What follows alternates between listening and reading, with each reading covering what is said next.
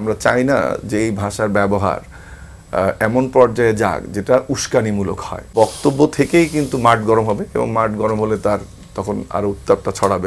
রাজনৈতিক দল প্রতিদ্বন্দ্বী তাদের মধ্যে ডিবেট হবে এবং আর্গুমেন্ট থাকবে, কাউন্টার আর্গুমেন্ট থাকবে, রিফিউট করবে। এটা একটা স্বাভাবিক প্রক্রিয়া। আপনি উন্নত দেশগুলোর যদি আমরা ডিবেটগুলো খেয়াল করি, এই ধরনের আমরা লাস্ট প্রেসিডেন্সিয়াল ইলেকশনের ডিবেটটাও যদি সেখানে ভাষার যে ব্যবহার, যুক্তিতর্ক তুলে ধরা, সেটা কিন্তু ইংরেজি হওয়ার কারণে মনে হয় যে কিছুটা আমরা বুঝি, কিছুটা বুঝি না, বা মনে করি ওই সংস্কৃতিটা বোধহয় আমাদের থেকে উঠছে, এরকমও মনে হতে পারে। কিন্তু রাজনীতিতে ট্যাগিং যেটা বললেন, তার সম্পূরক শব্দ যদি আমি ব্যবহার করবো, যে প্রতিপক্ষকে যুক্তিতর্ক দিয়ে আক্রমণ করা, তার যে লক্ষ্য সেটাকে প্রতিষ্ঠিত করা, এবং ওই ডিবেটের মাধ্যমেই তো আপনার ভোটার সিদ্ধান্ত নেবে যে সে কাকে ভোট দেবে না দেবে।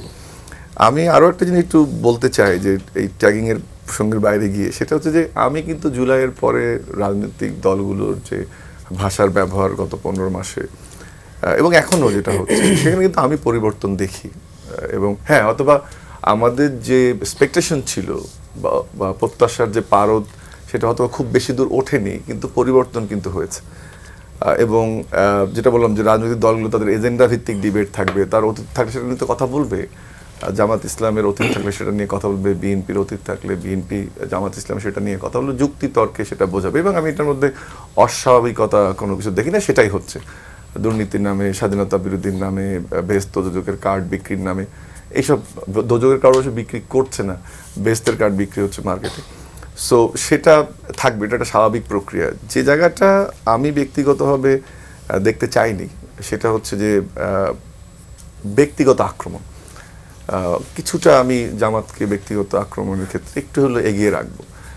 প্রথম দিক থেকে যদি আমরা নির্বাচনের প্রচার শুরু হওয়ার পর থেকে দেখি, ব্যক্তিগত আক্রমণটা, দলীয় আক্রমণ আমি বলছি অ্যাকসেপ্টেড, এজেন্ডা ভিত্তিক আপনি সমালোচনা করবেন, এটাও দিচ্ছে, ওটা দিতে পারবে কিনা, এ দেবে কিনা, এটা তো স্বাভাবিক প্রক্রিয়া। আপনি আপনার যে ম্যানিফেস্টো, আপনার যে বক্তব্য, আপনি জাতিকে নির্বাচনের পরে কি উপহার দেবেন, সেটা অবশ্যই থাকবে, আপনার যুক্তিতর্কটা থাকবে। কিন্তু ব্যক্তিগত আক্রমণের জায়গাটা বোধহয় ওপেন আপ হয়েছে। শফিক সাহেবের প্রতি আমি রেসপেক্ট রেখে বলছি, ওনার মাধ্যমে ওপেন আপ হয়েছে। তারপরে আরও ব্যক্তিগত আক্রমণ কিছু কিছু ক্ষেত্রে ঘটছে, কিন্তু এখন পর্যন্ত আমি কিছু সাবধানী অবলম্বন করতে দেখছি একটি জোটকে, বাট অন্য জোট থেকে এটা বাড়ছে। এই কথাটা আমি এই জন্য বললাম যে ব্যক্তিগত আক্রমণ, যেহেতু আমি ওয়েস্টার্ন ডেমোক্রেসির উদাহরণ দিয়েছি এবং প্র্যাকটিসের কথা বলেছি, সেখানে ব্যক্তিগত আক্রমণ কম হয়, বা ভাষাটার পরিমিতি এমন জায়গায় যায় না যে তিক্ততা সৃষ্টি করে, সেই জায়গাটা খেয়াল রাখতে হবে। আরেকটা জিনিস দেখেন, যে আমাদের এখানে ভাষার ব্যবহারের যে কথাটা বলছিলাম, কেন আমি বলছি যে আমি পজিটিভ দেখি, আপনি তুই তোকারি করে একটা প্রাইম মিনিস্টার কথা বলতো যে ফ্যাসিস্ট ছিল, বা যেভাবে চরিত্র হনন করা হতো, এক ধরনের গালিগালাজ করা হতো, সেটা কিন্তু এটা জামাতকে বা বিএনপিকে আপনি একই কাতারে, বা এনসিপিকেও আমি ফেলতে চাই না, দু একজন ছাড়া। এবং এক দুজনের আচরণেও ভাষার কোনো পরিবর্তন হয়নি, অবশ্যই সেটি হয়তো আরও খোলামেলা বলতে পারলে আর একটু পরে তো সেই সুযোগটা আসবে। এবং সেগুলোই গুরুত্বপূর্ণ, যে আমি ভাষার জায়গাটা পরিবর্তন দেখি। গুরুত্বপূর্ণ যেটা আর একটা জায়গায়, যে কেন আমরা এই আলোচনাটা করছি, আমরা চাই না যে এই ভাষার ব্যবহার এমন পর্যায়ে যাক যেটা উস্কানিমূলক হয়, যেটা নির্বাচন কমিশনের যে আচরণ বিধিমালা, তারও সেই বিধিমালার মধ্যেও পড়ে যে আপনি উস্কানিমূলক কথাবার্তা বলবেন না।